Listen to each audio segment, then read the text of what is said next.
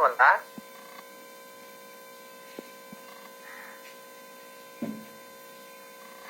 समाजमा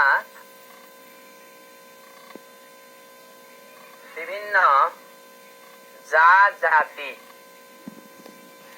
भाषा, धर्म, संस्कृति, रहन सहन हैन, मौलिकता रहेका व्यक्तिहरू हुन्छन्। ती व्यक्तिहरूको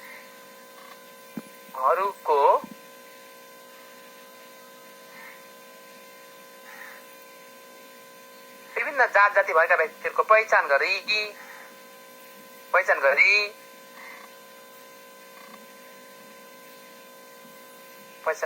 उनीहरूको विविधताको सम्मान गर्ने कुराहरू सम्मान गर्दै, उनीहरूको विविधताको सम्मान गर्दै वैयक्तिक आवश्यकता पूरा गर्ने पक्ष समेटिएको।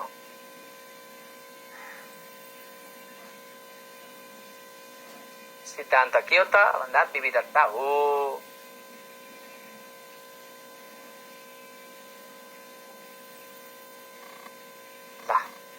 उनीहरूको विविधता अथवा आवश्यकता पूरा गर्ने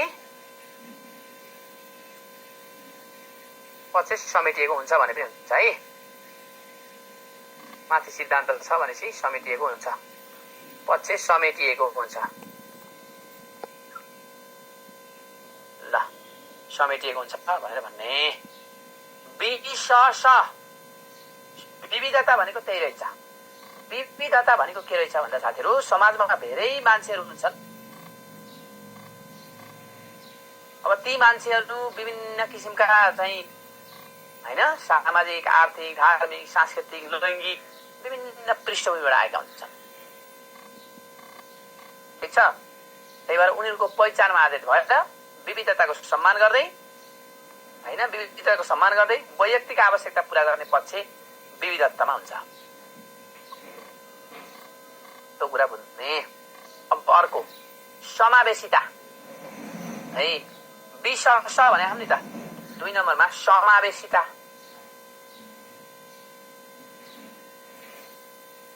समावेशिता भनेको त समावेश गर्ने हो पक्कै पनि हैन, समावेश गर्ने हो नि त। यसले कसरी समावेश गर्छ भन्दा विविधताको सम्मान गर्दै हैन, समताको प्रत्याभूतिका लागि है, पहुँच र सहभागिता उपलब्धि प्राप्तिमा रहेका बाधाहरू हटाउने भन्ने कुरा यसले जनाउँछ। कुरा बुझ्नुभयो? समावेशिता भनेको बाधाहरू हटाउने क्या। समावेशिताले विविधताको सम्मान गर्दै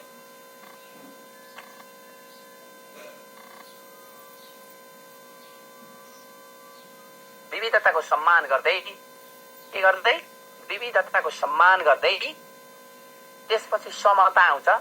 त्यसको प्रत्याभूतिका साथसाथै पहुँच र सहभागिता अनि उपलब्धि प्राप्तिमा रहेका बाधाहरू हटाउने कुरा। ठिक छ, यसमा पर्छ। त्यही कुरा लेख्नु होला। विविधताको सम्मानका साथै समावेशिताले विविधताको सम्मान गर्नुका साथै माथि विविधता त्यसको सम्मान समता, त्यसपछि समता आउँछ। समताको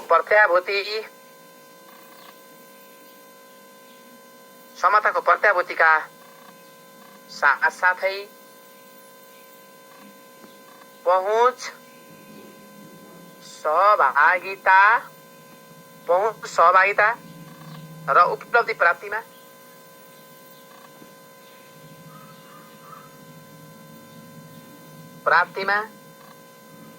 रहेका बाधा हटाउनु भन्ने हुन्छ।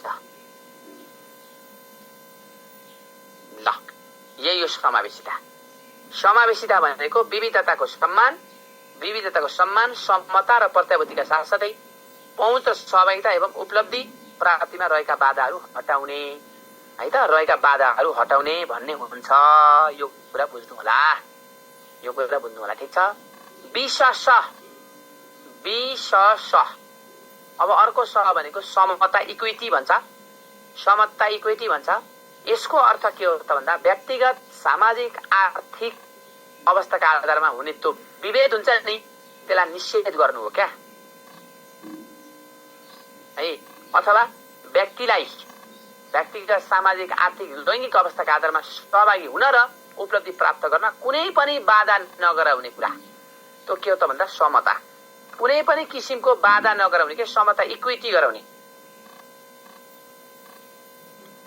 बुझ्नुभयो?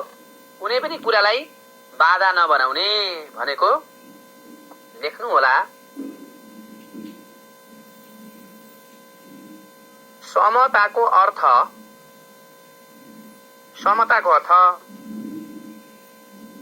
व्यक्तिगत सामाजिक आर्थिक अवस्थाका आधारमा हुने विविधताको निषेध गर्नु।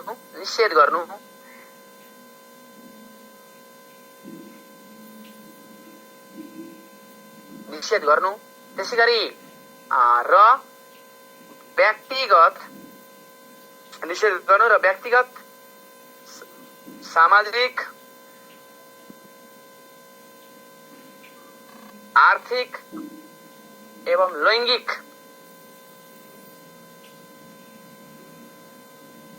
अवस्थाका आधारमा सहभागी हुन तथा उपलब्धि प्राप्त गर्न निषेध नगरिनु है।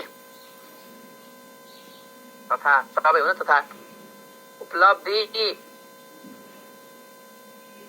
प्राप्त गर्न कुनै पनि बाधा नहुने अथवा निषेध नहुने, कुनै पनि बाधा अथवा निषेध नहुने कुरा यसले जनाउँछ है त। नहुने कुराको सुनिश्चितता गर्नु हो है। गर्नु के हो त? गर्नु समता हो। ल समता भनेको यही रहेछ।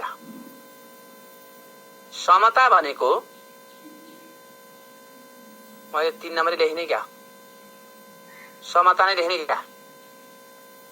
खै त 3 नम्बर कहाँ गएछ हौ साथी? 3 नम्बरै लेख्छु त मैले भने, तर लेखिने हैन। यो समता है 3 नम्बरमा समता छुटेछ साथी। समता भन्ने छुटेछ यहाँ। समताको अर्थ व्यक्तिगत सामाजिक आर्थिक अवस्थामा हैन अवस्थाका आधारमा हुने विविधताको निषेध गर्ने र व्यक्तिगत सामाजिक आर्थिक एवं लैङ्गिक अवस्थाका आधारमा सहभागी हुन तथा उपलब्धिहरू प्राप्त गर्न कुनै पनि बाधामा निषेध नहुने, कुनै पनि बाधा अथवा निषेध नहुने कुराको सुनिश्चित गर्नु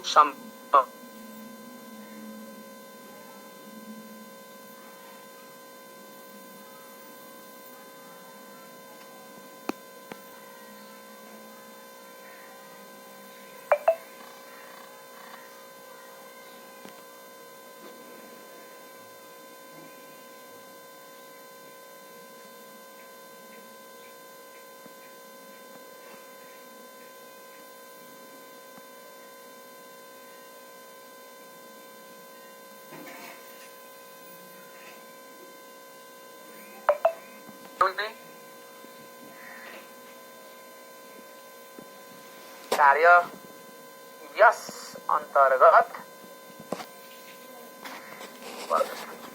प्रत्येक बालबालिकाको सिकाइको सुनिश्चित गर्दै समग्र शिक्षा पद्धतिलाई बाल केन्द्रित, किन भन्दा विद्यार्थी केन्द्रितता छ। विद्यार्थी केन्द्रितता भनेको बाल केन्द्रित, विद्यार्थी केन्द्रितता भनेको हो यो कुरा बुझ्ने। यो कुरा बुझ्ने। विश्वास बिनी नि भनेको निष्ठा तथा सदाचार, इन्टिग्रिटी हुन्छ है। निष्ठा, निबाट निष्ठा र सदाचार। 5 मा निष्ठा एवं सदाचार। के हो यो निष्ठा र सदाचार भनेको? निष्ठा र सदाचार भनेको के हो भन्दा, निष्ठा भनेको इमानदार, इमानदारिता है। इमानदारिता आफ्नो नैतिकता तथा आफ्ना बानी व्यवहार र आचरणमा स्थिरता हो क्या? कुरा बुझ्नुभयो? यो भनेको इमानदारिता, नैतिकता। यसले इमानदारिता, इमानदारिता, नैतिकता एवं विभिन्न व्यवहार र आचरणमा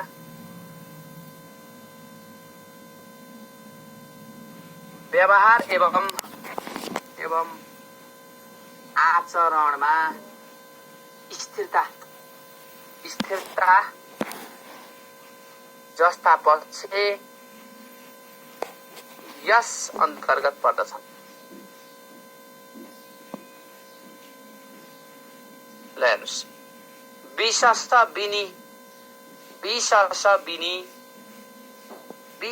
बिनी अलिकति माथि भन्नुभएको रहेछ, यहाँ भन्दा माथि। ल लेख्नुहोस्, म सँगसँगै लेख्नुहोस् न, सजिलो हुन्छ क्या। अब यहाँ माथि ल्याउँदा फेरि तल छुट्छ। ल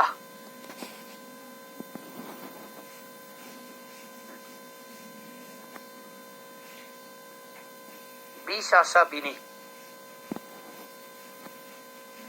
ढिला जोइन भएछ त छुट्छ नि त। ढिला भएका साथीले हेर्नुहोस् माथिको सरकारवालाको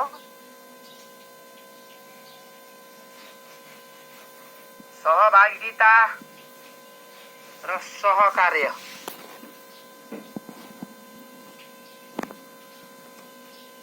सहकार्यमा के गर्ने त भन्दा,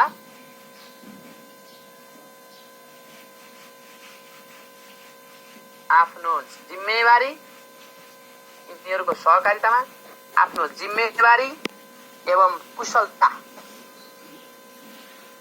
एवं कार्य कुशलता के गर्ने हो, कायम गर्ने पक्ष यसमा पर्छ।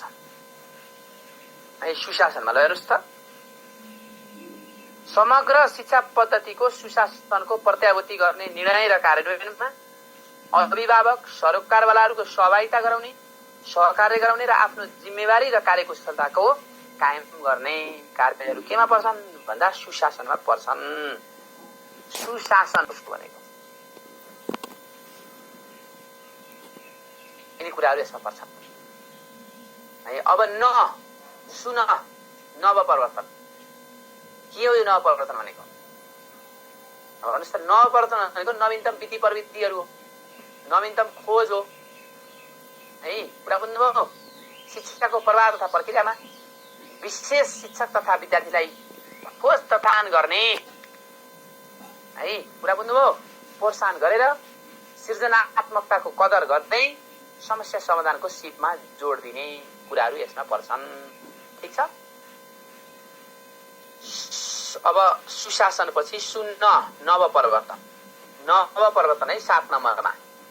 नवपरिवर्तन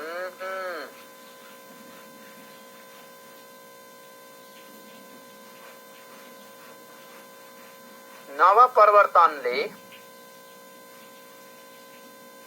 शिक्षाको कुशल प्रवाह, शिक्षा कुशल प्रवाह एवं प्रक्रियामा शिक्षक तथा विद्यार्थीलाई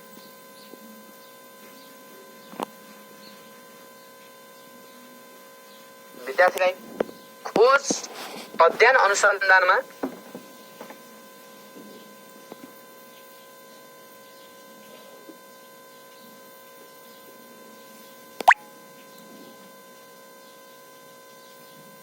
प्रोत्साहन गरी खोज अध्ययन अनुसन्धानमा यिनलाई प्रोत्साहन गरेर के गर्ने त भन्दा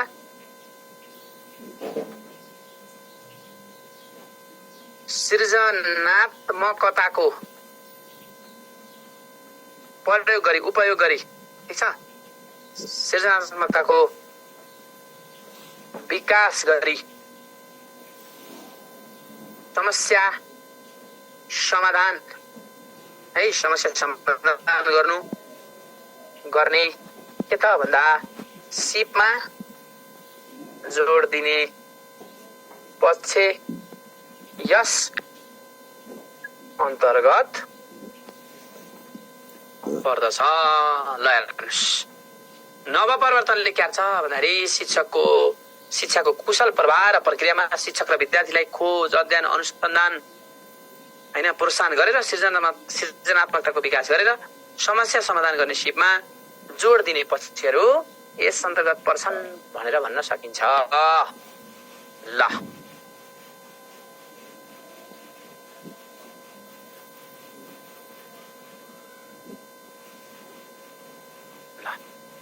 अब हामीले लास्टमा यसलाई कसरी कन्क्लुड गर्ने त भन्दाखेरि अब यिनी सबै सिद्धान्तहरू केमा आधारित छन् त साथीहरू भन्दाखेरि यसैको उद्देश्य रणनीति कार्यनीति है हो यसै यिनी सबै कुराहरू केमा आधारित छन् भन्नुस् त मूल्य तथा सिद्धान्तमा आधारित छन् है कुरा बुझ्नुभयो। जुन हामीले विद्यालय शिक्षा क्षेत्र योजना भन्यो 10 वर्षे 79-88 को 10 वर्षे विद्यालय शिक्षा क्षेत्र योजना भन्यो नि हो